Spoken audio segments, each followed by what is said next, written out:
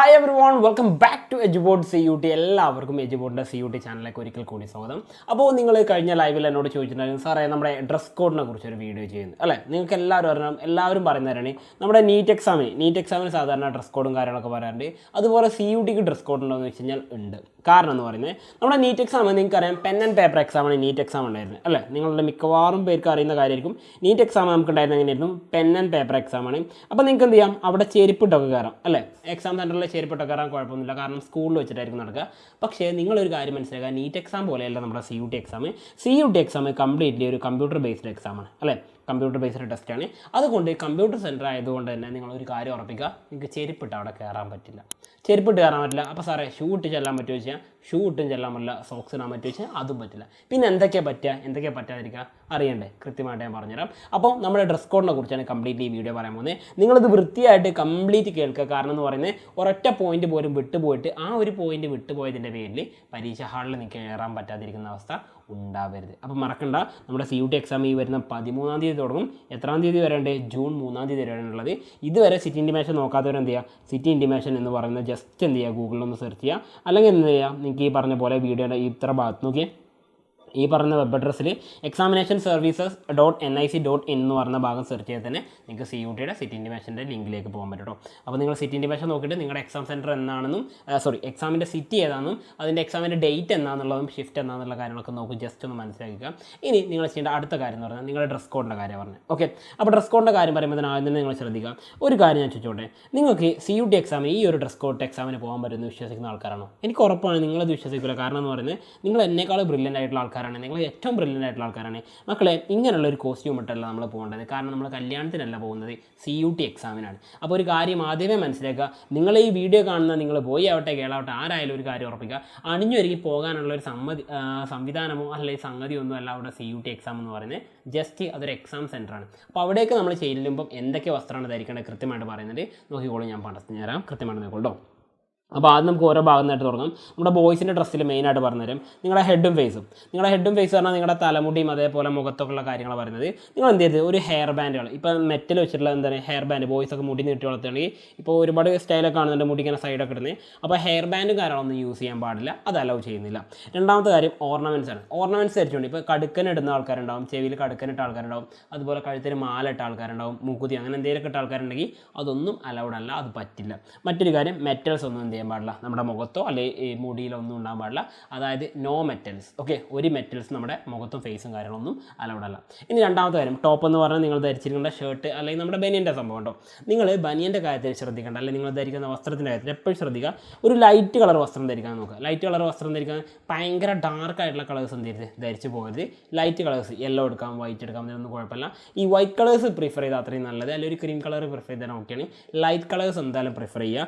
രണ്ടാമത്തെ കാര്യം half sleeve ഉള്ള ഷർട്ടുകൾ ധരിക്കുക. അപ്പോൾ സാറേ ഞാൻ ഫുൾ സ്ലീവാണ് ധരിക്കാറില്ല, ഞാൻ ഫുൾ സ്ലീവ് ഒക്കെ ധരിച്ചിട്ട് ഇങ്ങനെ ഇവിടം വരെ മടക്കിയൊക്കെയാണ് ചെയ്യാറുള്ളത്. ആ ഒരു സ്റ്റൈലാണ് സാറേ എൻ്റെതെന്ന് പറഞ്ഞു കഴിഞ്ഞാൽ നമ്മുടെ സ്റ്റൈല് കാണിക്കാനുള്ള വേദി തന്നെ എന്ത് CUT എക്സാമിൻ്റെ സെൻറ്റർ എന്ന് പറയുന്നത്. അപ്പോൾ എന്ത് ചെയ്യുക, അത് ഒഴിവാക്കുക. അല്ലെങ്കിൽ ഈ ഫുൾ കൈയാണ് നിങ്ങൾ ഇട്ട് പോകുന്നെങ്കിൽ നിങ്ങൾ ഈ കൈ മുഴുവൻ ഇവിടം വരെ ഫുൾ സ്ലീവ് മടക്കി കാണിച്ചു കൊടുക്കേണ്ടി വരും. അത് കഴിഞ്ഞതിന് ശേഷം നിങ്ങളുടെ കംപ്ലീറ്റ് നേരെ ചെക്ക് ചെയ്യും. വെറുതെ നമ്മൾ അതിന് നിൽക്കേണ്ട കാര്യമില്ല, കാരണം നമ്മൾ അതിന് നിൽക്കാൻ വന്ന ആൾക്കാരെല്ലാം നമുക്ക് എക്സാം എഴുതാനുണ്ട്. അപ്പോൾ ഹാഫ് സ്ലീവ് ഷർട്ടോ അല്ലെങ്കിൽ ഹാഫ് സ്ലീവിൻ്റെ ബനിയനോ ധരിച്ച് നിങ്ങൾക്ക് എന്ത് ചെയ്യാം, എക്സാം ഹാളിലേക്ക് പ്രവേശിക്കാം. അതാണ് പറഞ്ഞത് ടീഷർട്ട് പറഞ്ഞത്. പിന്നെ ടീഷർട്ട് പറയുമ്പോൾ നെക്കുള്ള ടീഷർട്ട്, അതൊന്നുകൂടി നിങ്ങളെ സംശയാസ്പദമായ സാഹചര്യത്തിൽ നിർത്തുകൊണ്ട് നിങ്ങളോട് ഞാൻ ഒരു കാര്യം പറയട്ടെ. ഇപ്പം ഞാൻ ധരിച്ചിരിക്കുന്ന ഈ ഒരു ബനിയൻ കണ്ടില്ല നിങ്ങൾ, ഇതുപോലുള്ളൊരു ബനിയൻ, എജുബോർഡൊന്നും വേണ്ട, ഇങ്ങനെ പ്ലെയിൻ ആയിട്ടുള്ള ഒരു ബനിയൻ നിങ്ങൾക്ക് ധരിച്ചു പോയാൽ അത്രയും പെർഫെക്റ്റ്, അത്രയും നല്ലത്. കാരണം ഇതൊരു ഡാർക്ക് കളറാണ്, പക്ഷേ ലൈറ്റ് കളറിലൊരു ബനിയൻ ഇട്ട് കഴിഞ്ഞാൽ അത്രയും നല്ലത്. ഓക്കെ, പിന്നെ എന്ത് ചെയ്യാൻ പാടില്ല, നമ്മുടെ ബനിയനിലോ ഷർട്ടിലോ ഒന്നും എന്ത് ചെയ്യാൻ പാടില്ല, ഷർട്ടാണെങ്കിൽ പോലും അതിൽ മെറ്റലായിട്ടുള്ള ബട്ടൺ ഇടാൻ പാടില്ല. ഇപ്പോൾ ചില ഷർട്ടുകൾ ഉണ്ടാവില്ലേ, മെറ്റൽ ബട്ടൺസ് ആയിരിക്കും അതിലുണ്ടാവുക, അല്ലെങ്കിൽ മെറ്റലിന് എന്തെങ്കിലും ഭാഗം ലോഗവും കാര്യങ്ങളൊക്കെ ഉണ്ടെങ്കിൽ അതൊക്കെ ബുദ്ധിമുട്ടാണ്. അപ്പോൾ മെറ്റലുള്ള ഒരു ഷർട്ടിൻ്റെ ഒരു ഭാഗം ധരിച്ചിട്ട് എന്ത് ചെയ്ത് നിങ്ങൾ എക്സാം ഹാളിലേക്ക് പോകരുത്. കാരണം എന്ന് പറഞ്ഞാൽ അവിടെ മെറ്റൽസ് ഒന്നും അലൗഡ് അല്ല. അപ്പോൾ അതുകൊണ്ട് മെറ്റൽ ഡിറ്റക്ടറിൽ വെറുതെ കിക്കിയ സൗണ്ട് ഉണ്ടാക്കാൻ നമ്മൾ നിൽക്കരുത്. അപ്പോൾ ടോപ്പ് അഥവാ നമ്മുടെ ധരിക്കേണ്ട വസ്ത്രത്തിൻ്റെ കാര്യത്തിൽ പറഞ്ഞു. ഇനി മൂന്നാമത്തെ കാര്യം ബോട്ടം അഥവാ നിങ്ങൾ ധരിക്കുന്ന പാൻറ്റിൻ്റെ കാര്യമായിട്ട് പറഞ്ഞാൽ ഏറ്റവും നല്ലത് ഞാൻ എപ്പോഴും പ്രിഫർ ചെയ്ത് നിങ്ങളോട് പറഞ്ഞു തരണേ, ഒരു കോട്ടൺ പാൻസ് ധരിക്കാൻ നോക്കി. ഈ കോട്ടൺ പാൻസ് ആകുമ്പോൾ തരാം വളരെ സോഫ്റ്റ് ആയിരിക്കും. അത് മാത്രമല്ല നിങ്ങളുടെ എക്സാം സെൻറ്ററിലേക്ക് പോയിട്ട് നിങ്ങൾ ഒരു പക്ഷേ നിങ്ങൾക്ക് കോട്ടൺ പാൻസ് ഇട്ട് പരിചയമില്ലെങ്കിൽ പോലും നിങ്ങൾ കോട്ടൺ പാൻസ് ഇട്ടിട്ട് പോവുക. കാരണം എന്ന് പറഞ്ഞാൽ ഒരു സാധാരണ കോട്ടൺ പാൻറ്റ് മെറ്റലിൻ്റെ ഭാഗങ്ങളൊന്നും അധികം ഉണ്ടാവില്ല, പിന്നെ അധികം പോക്കറ്റുകളും കാര്യങ്ങളൊന്നും ഉണ്ടാവില്ല. പിന്നെ പുതിയ മോഡലായിട്ടുള്ള ഒരു 150 പോക്കറ്റുകളുള്ള പാൻറ്റ്, അതുപോലെ സ്ക്രാച്ച് ഉള്ള പാൻറ്റുകൾ, ഇതൊന്നും ഇട്ട് പോകരുത്. കാരണം എന്ന് പറഞ്ഞാൽ എക്സാം സെൻറ്ററാണത്, അല്ലാതെ എന്തല്ല നമ്മുടെ ഒരു ഫാഷൻ ഷോയുടെ വേദിയല്ല എന്നുള്ള കാര്യം മനസ്സിലാക്കി വെക്കുക. അപ്പോൾ സിമ്പിളായിട്ടുള്ള പാൻറ് ഇട്ട് പോകുക, ഒരു കോട്ടൺ പാൻറ് ഇട്ടാൽ അത്രയും നല്ല കാര്യം. പിന്നെ മറ്റൊരു കാര്യം പൈജാമയൊക്കെ ഇട്ട് പോകാൻ പറ്റും, അതായത് നമ്മളെ കുർത്തയൊക്കെ ഉണ്ടല്ലോ, ഇപ്പോൾ കല്യാണത്തിനൊക്കെ തലേന്ന് കാണുന്ന തരത്തിലുള്ള വസ്ത്രം ഉണ്ടല്ലോ, എന്താണ് പറയുക, യെസ് നമ്മുടെ തല്ലുമാലയൊക്കെ ഇറങ്ങിയതിന് ശേഷം അന്ന് ക്ലിക്കായി തുടങ്ങിയിട്ടുള്ള ആ കോസ്റ്റ്യൂം അതൊന്നും ഇട്ട് പോകാൻ പറ്റില്ല, അതിൻ്റെ പാൻറ്റുകളൊന്നും അലൗഡ് അല്ല, അതൊന്ന് ശ്രദ്ധിക്കുക. പിന്നെ എന്ത് ചെയ്യാൻ പാടില്ല, മെറ്റൽ പോർഷൻസ് അവിടെ ഉണ്ടാകാൻ പാടില്ല. ശ്രദ്ധിക്കേണ്ട കാര്യമാണ്, ഒരുപാട് പോക്കറ്റുകൾ ഉണ്ടാകാൻ പാടില്ല, ഒരുപാട് പോക്കറ്റുകളും അതുപോലെ മെറ്റൽ പോർഷൻസ് ഒന്നും ഉണ്ടാകുന്ന വസ്ത്രങ്ങൾ ധരിച്ച് നിങ്ങൾ അവിടെ പോകരുത്. ഇനി ചെരുപ്പിൻ്റെ കാര്യമാണ്. ചെരുപ്പിൻ്റെ കാര്യം ആദ്യമേ പറഞ്ഞേക്കാം, നിങ്ങൾ ഇനി ഏത് ബ്രാൻഡഡ് ചെരുപ്പിട്ട് പോയി കഴിഞ്ഞാലും അതൊന്നും അതിൻ്റെ ഉള്ളിലേക്ക് അയച്ചില്ല. അപ്പോൾ എന്താണ്, ഫുട്വെയർ ഒന്നും അലൗഡ് അല്ല, അപ്പോൾ അതൊന്നും ഇട്ട് പോകാൻ നിൽക്കണ്ട. പിന്നെ മറ്റൊരു കാര്യം എന്ന് പറഞ്ഞാൽ, ഇനിയിപ്പോൾ നിങ്ങൾ ഏറ്റവും ബ്രാൻഡഡ് ആയിട്ടുള്ള 10,000 രൂപയുടെ ഷൂവോ അല്ലെങ്കിൽ അതിന് 5,000 രൂപയുടെയൊക്കെ ചെരുപ്പ് ഇട്ടിട്ട് നിങ്ങൾ പരീക്ഷയ്ക്ക് പോകുള്ളൂ എന്നുണ്ടെങ്കിൽ ഒരു കാര്യം ശ്രദ്ധിക്കുക, നിങ്ങൾ എക്സാം സെൻറ്ററിലേക്ക് കൊണ്ടുവന്ന ഏത് വിലപിടിപ്പുള്ള വസ്തുവാണെങ്കിൽ പോലും അതിൻ്റെ പൂർണ്ണ ഉത്തരവാദിത്തം നിങ്ങൾക്കായിരിക്കും. ഇപ്പോൾ നിങ്ങൾ എന്ത് ചെയ്തു, ചെരുപ്പ് അഴിച്ചു വെച്ചിട്ട് നിങ്ങൾ എക്സാം സെൻറ്ററിലേക്ക് കയറി പരീക്ഷ എഴുതി കഴിഞ്ഞിറങ്ങുമ്പോൾ നിങ്ങളുടെ ചെരുപ്പ് കാണാനില്ലെങ്കിൽ നമുക്ക് ഒന്നും ചെയ്യാനില്ല, അവരോട് പറഞ്ഞിട്ടൊരു കാര്യമില്ല, അവർക്ക് അതിൻ്റെ ഉത്തരവാദിത്തമില്ല. കാരണം എക്സാമിൻ്റെ ഉള്ളിലെ കാര്യങ്ങൾ മാത്രമേ അവർ നോക്കുള്ളൂ. അപ്പോൾ അവർ ക്ലോക്ക് റൂം നമുക്ക് തരുന്നുണ്ടാവും, ക്ലോക്ക് റൂമിൽ നമുക്ക് ചെരുപ്പ് ഊരിയാക്കാൻ പറ്റുമോ? ഇല്ല, നടക്കാതെ വരാം അല്ലേ. അപ്പോൾ നിങ്ങൾ ശ്രദ്ധിക്കേണ്ട കാര്യം, അത്രയും വിലപിടിപ്പുള്ള ചെരുപ്പുകൾ എന്നല്ല, നിങ്ങളുടെ ശരീരത്തിൻ്റെ ഏതൊരു ഭാഗത്തും നിങ്ങൾക്ക് വിലപിടിപ്പുള്ളതായിട്ട് തോന്നിയിട്ടുള്ള ഏതൊരു വസ്ത്രം ധരിച്ചിട്ട് എക്സാം ഹാളിലേക്ക് പോകരുത്. ആ ഒരു കാര്യം ശ്രദ്ധിക്കുക. കാരണം നിങ്ങൾ പരീക്ഷ ഹാളിൽ ബെയർ ഫുട്ട് ആയിരിക്കും കയറുക, സോക്സ് പോലും ഇടാനായിട്ടുണ്ടാവില്ല. പിന്നെ മറ്റൊരു കാര്യം ഇതിൻ്റെ കൂടെ ചേർക്കാനുള്ള ബെൽറ്റ് പറ്റുമെന്ന് വെച്ച് കഴിഞ്ഞാൽ ബെൽറ്റ് അലൗഡ് അല്ല. അതുപോലെ തൊപ്പിയൊക്കെ കെട്ടി, ഇപ്പോൾ തലയിലൊക്കെ കെട്ടിയിട്ട് നിങ്ങൾ എന്തെങ്കിലും എത്നിക്കിൻ്റെ ഭാഗമായിട്ട് അല്ലെങ്കിൽ റിലീജിയസ് ആയിട്ട് നിങ്ങൾ തലയിൽ കെട്ടുന്ന ആൾക്കാരാണെങ്കിൽ എന്ത് ചെയ്യാം, നിങ്ങൾക്ക് പെർമിഷനോട് കൂടി അവർ നിങ്ങളെ പരിശോധിച്ച് ഉറപ്പ് വരുത്തിയതിന് ശേഷം മാത്രം എന്ത് ചെയ്യാം, നിങ്ങൾക്ക് പറഞ്ഞാൽ ഇത് ധരിച്ചുകൊണ്ട് എന്ത് ചെയ്യാം, കയറാൻ പറ്റും. ഓക്കെ, അപ്പോൾ ക്യാപ്പ് നോർമലി എന്തല്ല, അലൗഡ് അല്ല എന്നുള്ള കാര്യം മനസ്സിലാക്കിക്കുക. ഇതാണ് ബോയ്സിൻ്റെ കോസ്റ്റ്യൂം. ഒരു സിമ്പിൾ ബോയ്സിനെ ഒരു ഐഡിയലായിട്ട് കാണിക്കുന്ന ജനറേറ്റ് ആയിട്ടുള്ള ഒരു ഇമേജാണ്. ഇതൊന്നും കൂടി നിങ്ങൾക്ക് പക്കാ പെർഫെക്റ്റ് ആയിരിക്കും. ഓക്കെ, ഇങ്ങനെയുള്ളൊരു കോസ്റ്റ്യൂം ആയിരിക്കും ഏറ്റവും നല്ലത്. ആ ഒരു രീതിയിലാണ് നമ്മൾ എന്താ പറയുക, എന്തിനാണ് ഇത് പറയുന്നത് വെച്ചാൽ വേറെ ഒന്നല്ല, നമുക്കൊരു പ്രത്യേകത ഉണ്ട്, നമ്മുടെ ടീനേജിൻ്റെ ഈ 17-18 വയസ്സിൻ്റെയൊക്കെ സമയത്ത് നമുക്ക് എതിർക്കാനുള്ള ശേഷി തുടങ്ങും അല്ലേ. നമ്മൾ പെട്ടുപോയ വസ്ത്രത്തിനോട് വെച്ചും ഇതിനെന്തോ കുഴപ്പം, ഈ ഡ്രസ്സിനെന്തോ കുഴപ്പം, ഞാൻ എൻ്റെ വസ്ത്രമല്ല ധരിച്ചിട്ടുള്ളത്, ഞാൻ എൻ്റെ ഇഷ്ടത്തിനാണ് എൻ്റെ വസ്ത്രം ധരിച്ചിട്ടുള്ളത്, നിങ്ങൾക്ക് അതിൽ ചോദ്യം ചെയ്യാനുള്ള യാതൊരു റൈറ്റില്ല എന്ന് പറഞ്ഞാൽ നമുക്കിങ്ങനെ വാദിക്കാൻ തോന്നും. നമ്മുടെ ത്വരയാണത്, പക്ഷെ അതിനാരെയും കുറ്റം പറയാൻ പറ്റില്ല. അപ്പോൾ നിങ്ങളൊരു കാര്യം ചെയ്യുക, നിങ്ങളവിടെ പോയിട്ടുള്ളത് കോടതി മുഖേറിയിലുള്ള ഒരു വക്കീലിൻ്റെ സ്വഭാവം നിങ്ങൾ കാണിക്കരുത്. നിങ്ങളവിടെ വാദിക്കാൻ വേണ്ടി പോയതല്ല, നിങ്ങൾ പരീക്ഷ എഴുതാൻ വേണ്ടി പോയതാണ്. അവിടെ ഒരുപാട് അനീതികൾ നിങ്ങൾക്ക് കാണുന്നതായിട്ട് തോന്നുന്നത്, നിങ്ങളതിന് പ്രതികരിക്കാൻ നിൽക്കരുത്. കാരണം എക്സാം ഹാളിൽ കയറിയിട്ട് ഞാനത് പ്രതികരിച്ച് ശരിയായോ ഇല്ല എന്നുള്ളതല്ല ഒന്നാമത്തെ ക്വസ്റ്റ്യൻ വായിക്കുമ്പം മൈൻഡിലേക്ക് വരേണ്ടത്. അപ്പോൾ എന്ത് ചെയ്യുക, നമ്മൾ ആദ്യമേ ഈ കാര്യങ്ങൾ കണ്ടറിഞ്ഞിട്ട് പോവുക. കാരണം എക്സാം എഴുതാനുള്ളത് നമുക്കാണ്. അവിടെ എക്സാം സെൻറ്ററിൽ നിൽക്കുന്ന ആർക്കും അതിൻ്റെ ബേജാറും വേവലാതി ഒന്നും ഉണ്ടാവില്ല, നമുക്ക് മാത്രമേ ഉണ്ടാവുള്ളൂ. ഇനി രണ്ടാമത്തത് ഗേൾസിൻ്റെ എന്താ വെച്ചാൽ, ഗേൾസിൻ്റെ ഇതുപോലെ തന്നെയാണ്. നിങ്ങൾ ഹെഡും ഫേസും ശ്രദ്ധിക്കേണ്ട കാര്യം, ഹെയർ ബാൻഡുകൾ യൂസ് ചെയ്യാൻ പറ്റില്ല. അതുപോലെ ഈ പറയുന്ന മുടിയൊക്കെ പിന്നെ എന്താ സാറേ ചെയ്യുന്നത് വെച്ചാൽ, മുടി നിങ്ങൾക്ക് എന്ത് ചെയ്യാം, പോണിറ്റെയിൽ കെട്ടുക. പോണിറ്റെയിൽ കെട്ടുക എന്ന് പറഞ്ഞാൽ എന്നേക്കാളും നന്നായിട്ട് നിങ്ങൾക്ക് അറിയില്ലേ, ഞാൻ പറയണ്ടല്ലോ. അപ്പോൾ പോണിറ്റെയിൽ നിങ്ങൾക്ക് കെട്ടാം. പോണിറ്റെയിൽ കിട്ടുമ്പോൾ പോലും നിങ്ങൾ എന്ത് ചെയ്യാൻ പാടില്ല, അതിൽ മെറ്റലിൻ്റെ പോർഷൻസ് യൂസ് ചെയ്തിട്ട് മുടി കെട്ടാൻ പാടില്ല, അത് ഓർത്ത് വെക്കണേ. രണ്ടാമത്തെ കാര്യം എന്ത് ചെയ്യാൻ പാടില്ല, ഓർണമെൻറ്റ്സ് ചെയ്യാൻ പാടില്ല. കമ്മലും അങ്ങനെ പല കാര്യങ്ങൾ, മാല ഉണ്ടാവും, കമ്മലുണ്ടാവും, മൂക്കുത്തി ഉണ്ടാവും, അതൊക്കെ ഉണ്ടെങ്കിൽ എന്ത് ചെയ്യുക, അതൊക്കെ ഊരി വെക്കേണ്ടി വരും. അപ്പോൾ അതിന് നിൽക്കരുത്. കാരണം വിലപിടിപ്പുള്ള വസ്തുക്കളാണ്, അവിടെ വെച്ച് നഷ്ടപ്പെട്ട നമുക്ക് നഷ്ടപ്പെട്ടത് തന്നെയാണ്. ഓക്കെ, അപ്പോൾ അതുകൊണ്ട് എന്ത് ചെയ്യുക, ഈ പറഞ്ഞ വിലപിടിപ്പുള്ള വസ്തുക്കളൊന്നും ധരിച്ചിട്ട് അങ്ങോട്ട് പോകണ്ട. അന്ന് നിങ്ങൾ ഈ പറഞ്ഞ ഓർണമെൻറ്റ്സ് ധരിക്കാതെ പോയിക്കോ, ആരും നിങ്ങളോട് ചോദിക്കില്ല എന്താ മോളെ നിൻ്റെ ഈ പറഞ്ഞ ആഭരണങ്ങൾ കാണാത്ത ആരെങ്കിലും ചോദിക്കുകയാണെങ്കിൽ മാത്രം അവരോട് കാര്യം പറഞ്ഞാൽ മതി, അല്ലെങ്കിൽ മൈൻഡ് ചെയ്യാതെ പോയിക്കോ, ഒരു കുഴപ്പമില്ല, ആര് ചോദിക്കാനാണ്. ഓക്കെ, പോട്ടെ. ഓക്കെ, ഇനി അടുത്തൊരു കാര്യം എന്ന് പറഞ്ഞാൽ മെറ്റൽസ് ആയിട്ടുള്ള ഒരു മെറ്റൽ ഐറ്റംസ് നമ്മൾ എന്ത് ചെയ്യാൻ പാടില്ല, വിയർ ചെയ്യാൻ പാടില്ല. ഇനി അടുത്ത് നിങ്ങളുടെ ടോപ്പ് നിങ്ങൾ ധരിക്കുന്നത് ഏറ്റവും നല്ലത് ഞാൻ പറയുന്നത് ഒരു ലൈറ്റ് കളറുള്ള ഒരു ഹാഫ് സ്ലീവ് ആയിട്ടുള്ള എന്ത് ചെയ്യാം, ടോപ്പുകൾ നിങ്ങൾക്ക് ധരിക്കാം. ഹാഫ് സ്ലീവ് ആയിട്ടുള്ള ടോപ്പുകൾ ധരിക്കുക എന്ന് പറയുന്നത് അതെന്ത് ചെയ്യുക, ടീഷർട്ടും ധരിക്കാം, ബനിയനൊക്കെ ധരിക്കാം, അതിനൊന്നും കുഴപ്പമില്ല കേട്ടോ, അതിനൊന്നും കുഴപ്പമില്ല. പക്ഷേ എന്ത് ചെയ്യാൻ പാടില്ല, മെറ്റൽ പോർഷൻസ് ഒന്നും ഉണ്ടാകാൻ പാടില്ല. ഇപ്പോൾ സാധാരണ എല്ലാവരും പറയും സാറേ ഇതൊരു സിമ്പിൾ ചുരിദാറല്ല, ഇത് ഇട്ടോട്ടെ എന്ന് ചോദിക്കും. ഇതൊക്കെ ഇട്ടോട്ടെ ചോദിക്കും. ഇത് ഗൂഗിളിൽ നിന്ന് ഇട്ട ആളാട്ടോ, ഇതാരാണെന്ന് എനിക്കറിയില്ല.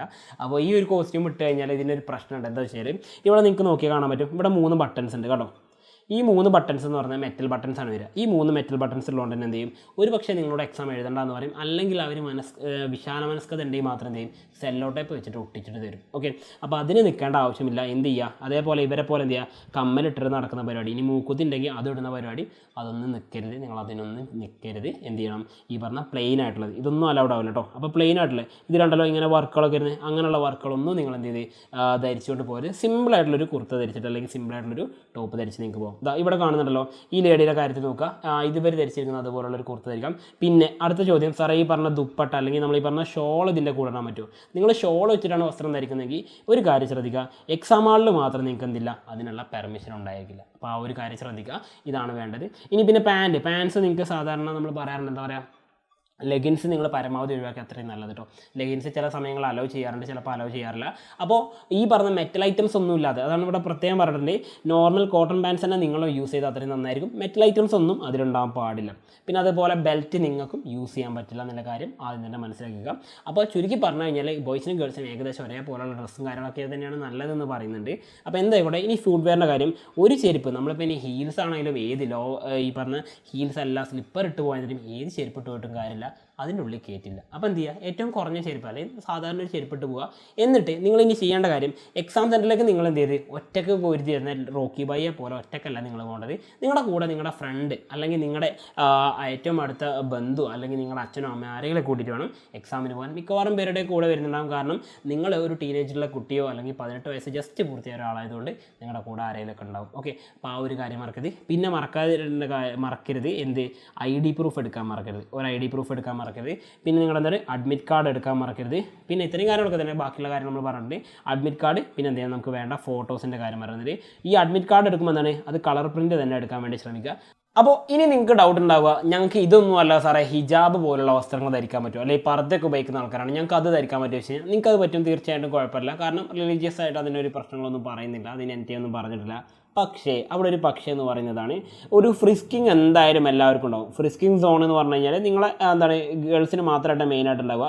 നിങ്ങൾ ധരിച്ചു വരുന്നിരിക്കുന്ന വസ്ത്രം എത്രയൊക്കെ നിങ്ങൾ എന്താണ് ഈ പറഞ്ഞ മാനദണ്ഡങ്ങൾ പാലിച്ചാണെങ്കിലും നിങ്ങളൊന്ന് പരിശോധിക്കും. അത് ജെൻസിനും ഉണ്ടാവും, ബോയ്സിനും ഉണ്ടാവും, അവർക്കും ഉണ്ടാവും. മെറ്റൽ ഡിറ്റക്ടർ വെച്ചിട്ട് അവർക്ക് അല്ലാതെയും പരിശോധന ഉണ്ടാവും. അപ്പോൾ ഫ്രിസ്കിങ് സോൺ എന്ന് പറഞ്ഞു കഴിഞ്ഞാൽ നിങ്ങൾ എന്ത് ചെയ്യും, ഒരു മറച്ചു വെച്ചിട്ടുള്ള ഒരു ഏരിയ കൊണ്ടിട്ട് നിങ്ങൾ എന്ത് ചെയ്യും, മൊത്തത്തിൽ കവർ ചെയ്തിരിക്കുന്ന ഒരു ഏരിയ കൊണ്ടിട്ട് നിങ്ങൾ അവിടെ പരിശോധിക്കും കംപ്ലീറ്റ് ലേഡീസ് ആയിരിക്കും ഉണ്ടാവുക. അപ്പോൾ നിങ്ങൾ ഹിജാബ് പോലുള്ള അല്ലെങ്കിൽ ഈ പറഞ്ഞിരിക്കുന്ന പർദ്ദയും കാര്യങ്ങളൊക്കെ ഉപയോഗിക്കുന്ന ആൾക്കാരാണെങ്കിൽ മാത്രം നിങ്ങളൊരു കാര്യം ചെയ്യുക, നിങ്ങൾ നേരത്തെ എത്താൻ അവിടെ ശ്രമിക്കുക. നേരത്തെ എത്താന്ന് പറഞ്ഞു കഴിഞ്ഞാൽ ഇൻസ്പെക്ഷൻ അത്യാവശ്യം അല്ലെങ്കിൽ വെരിഫിക്കേഷന് കുറച്ച് സമയം എടുക്കുന്നതുകൊണ്ട് നിങ്ങളോട് എന്ത് ചെയ്യും, കുറച്ച് സമയം എടുക്കേണ്ടി വരും. അപ്പോൾ അതുകൊണ്ട് നേരത്തെ എത്താൻ വേണ്ടി നോക്കുക, സമയം എന്ത് ചെയ്യരുത്, ലേറ്റ് ആക്കരുത്. അപ്പോൾ ഇത്രയും കാര്യങ്ങളൊക്കെ ഉള്ളൂ നിങ്ങളോട് തൽക്കാലം പറയാനുള്ളത്. അപ്പോൾ ഈ കാര്യങ്ങളൊന്നും മറക്കണ്ട, കൃത്യമായിട്ട് എന്ത് ചെയ്യുക, വസ്ത്രത്തിൻ്റെ കാര്യങ്ങൾ ഫോളോ അപ്പ് ചെയ്യുക. നമ്മളവിടെ പോകുന്ന പരീക്ഷ എഴുതാനാണ്, അല്ലാതെ എന്തല്ല നമ്മുടെ വസ്ത്രധാരണ രീതി മറ്റുള്ളവരെ കാണിക്കാൻ വേണ്ടി അല്ല. ഓക്കെ, അപ്പോൾ ആ ഒരു കാര്യം മനസ്സിലുണ്ടാവുമെന്ന് വിശ്വസിച്ചുകൊണ്ട് തൽക്കാലം ഞാൻ വൈൻഡപ്പ് ചെയ്യണേ. അപ്പോൾ വീണ്ടും പുതിയൊരു വീഡിയോ കാണുന്നതായിരിക്കും. നിങ്ങൾ കൂടുതൽ വീഡിയോസിൻ്റെ കാര്യങ്ങൾക്ക് വേണ്ടിയിട്ട് എജുപോലുള്ള CUT ചാനൽ ഫോളോ ചെയ്യുക. അപ്പോൾ വീണ്ടും കാണാം, ബൈ.